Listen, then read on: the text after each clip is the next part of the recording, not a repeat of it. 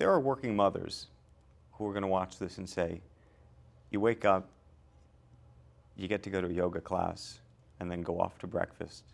You get to spend 12 months with your newborn child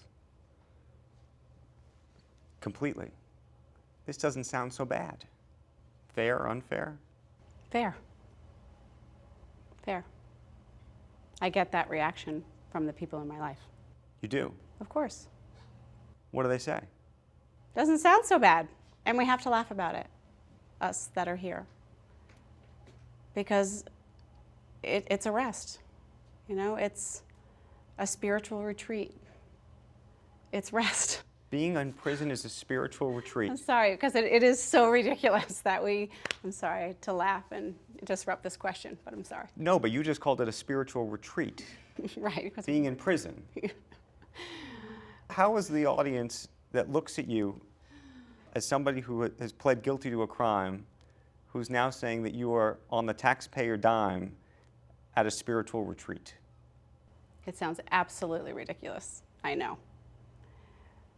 We have a choice when we're here on how we're going to handle it and how we're going to take each day. And so many of us look for the gifts.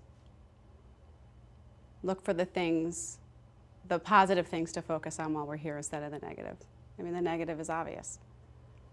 We're confined here. We're in a prison. We're away from our families. You know, all that pain and suffering. But for us to get through the day, we think about those things. That if I were on the outside with my 4 children, I'd be running around crazy, right? I mean, I'd be very busy, and I have a lot of downtime here. So we joke around that it's, our spiritual retreat. Should people on the outside look at this and say, this is a problem, justice is not being served? It should be harder? My opinion would be, if incarceration is the consequence for a crime, it should be harder and a shorter period of time.